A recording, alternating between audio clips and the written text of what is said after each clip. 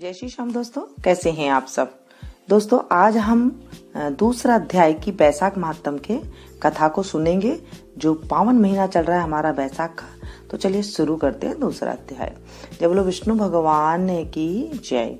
नारद जी बोले, हे राजन, बैसाख के समान कोई महीना नहीं है, शम युग के समान दूसरा युग नहीं है, वेद के समान कोई शास्त्र नहीं है, गंगा जी जैसा कोई तीर्थ नहीं है, जल दान के समान दूसरा दान नहीं है, और भारिया के समान दूसरा सुख नहीं है, खेती जैसा कोई धन नहीं है, और जीवन के समान कोई लाभ नहीं है, उपवास जैसा दूसरा कोई तप नहीं है, दान जैसा सुख और दया के समान दूसरा धर्म तथा नेत्रों के समान कोई ज्योति नहीं है, भोजन के समान कोई तृप्ति नहीं है, खेती के समान कोई व्यापार नहीं है, धर्म के समान कोई हितकारी मित्र नहीं है, और सत्य के समान कोई यश नहीं है, आरोग्य के समान कोई हर्ष नहीं है, केशव के समान कोई रक्षक नहीं है, माधव के तुल्य संसार के कोई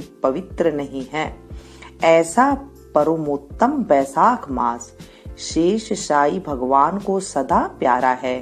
भगवान के प्यारे इस महीने को जो लोग बिना व्रत किए व्यतीत किए रहते हैं, वह धर्महीन होकर शीघ्र ही पशु योनि पाते हैं। उनका कुआं, बावड़ी बनवाना, बगीचा लगवाना आदि सभी धर्म वृथा है, उनका कुछ भी फल नहीं होता। जो मनुष्य बैसाख मास में नियम पूर्वक भोजनादि करते हैं, वे विष्णु भगवान की सायुज्य मुक्ति को अवश्य प्राप्त होते हैं, इसमें संदेह नहीं है। संसार में अनेक प्रकार के दान और व्रत है, परंतु उनके करने से शरीर को अत्यंत परिश्रम होता है, उनसे संसार में बार बार जन्म लेना पड़ता है। परंतु बैसाख मास में केवल स्नान कर लेने से ही प्राणी आवागमन से छूट जाता है। सदा दान करने से जो पुण्य होता है, संपूर्ण तीर्थों में स्नान करने से जो फल मिलता है, वह सब बैसाख में केवल जलदान करने से ही मिल जाता है। जिससे जलदान करने से ही सामर्थ्य न हो, वो ऐश्वर्य की इच्छा करने वाले दूसरों से कहकर जलदान करावे। यह कर्म भी सब दानों से अधिक है, इसलिए सब लोगों को जो है जलदान के लिए कहना चाहिए और खुद को भी जलदान करना चाहिए। तराजू के पलड़े में सब प्रकार के दान और दूसरे जलदान रखकर तोली तो जलदान ही भारी निकलेगा। जो यात्रियों के लिए प्याऊ लगाकर जलदान करते हैं, वह अपने करोड़ों कुल का उद्धार कर विष्णु लोक को जाता है। हे राजन, प्याऊ लगाने से देवता, पितर और ऋषि सब निसंदेह अत्यंत प्रसन्न होते हैं। जो प्याऊ लगा थके हुए यात्रियों को संतुष्ट कराता है, उससे ब्रह्मा, विष्णु और शिव सब देवता प्रसन्न होते हैं। जो जल की इच्छा हो तो जलदान करे, छाया की इच्छा हो तो छतरी दे। हे राजन, जो विजन की इच्छा हो तो बैसाख में पंखा दान करे। जितने दान बताए हैं, उनमें जल दान, छत्र दान और पंखा दान सब में उत्तम है। इन्हीं का दान बैसाख में अवश्य करना चाहिए। जो बैसाख के महीने में कुटुंबी ब्राह्मण को जल से भरा घड़ा नहीं देता, वह चातक की योनि पाता है। जो प्यासे महात्मा को शीतल जल पिलाता है, उसे हे राजेंद्र सो राजसूय यज्ञ करने का फल मिलता है। जो धूप, परिश्रम और पसीना से व्याकुल ब्राह्मण को पंखा से हवा करता है, वह सब पापों से रहित तो गरुड़ के समान हो जाता है। जो मनुष्य बैसाख में ब्राह्मण को पंखा नहीं देता, वह अनेक प्रकार के वात रोगों से पीड़ित हो नरक भोगता है। जो थके ब्राह्मण को वस्त्र से हवा करता है, वह सब पापों से छूट विष्णु भगवान की सायुज्य मुक्ति पाता है। जो शुद्ध मन से ताड़ का पंखा दान करते हैं, वे सब पापों से छूट विष्णु लोक को जाते हैं। तुरंत श्रम करने वाले, पंखे का दान नहीं करने वाले, अनेक प्रकार की यातनाएं भोगकर संसार में पापी होते हैं।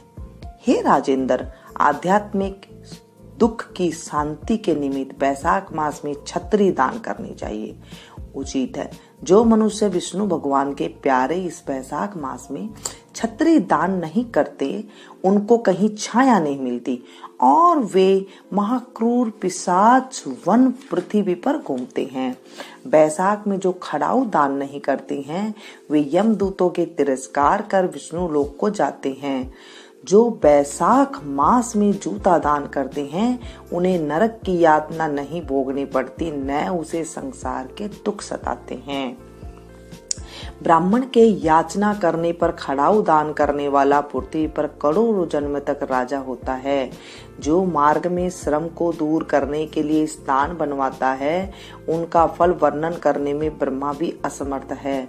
दोपहर को जो कोई अतिथि या ब्राह्मण मिले, उसको भोजन कराने का फल ब्रह्मा जी भी वर्णन नहीं कर सकते।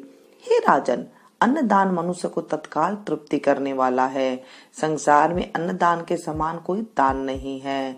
जो मनुष्य मार्ग से थके हुए ब्राह्मण को आसरा देता है, उसके पुण्य करने की ब्रह्मा में सामर्थ्य नहीं है। भूखे मनुष्य को स्त्री, पुत्र, घर, वस्त्र, अलंकार, आभूषण कुछ भी अच्छे नहीं लगते। पेट भरने पर ही सब अच्छे लगते हैं। इसीलिए अन्नदान के समान न कुछ हुआ है, न आगे होगा।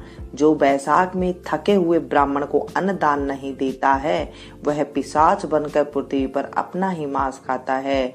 इसीलिए ब्राह्मण को यथाशक्ति अन्न देना उचित है। हे राजन, अन्नदाता माता पिता को भी भुला देता है। वह दानी ही को अपना सर्वस्व समझने लगता है। इससे त्रिलोकी में सब अन्न को ही प्रशंसा करते हैं।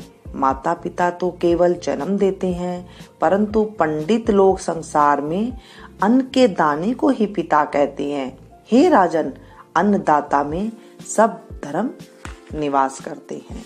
जब बोलो विष्णु भगवान की जय, वैशाख मास की जय, वैशाख महात्म की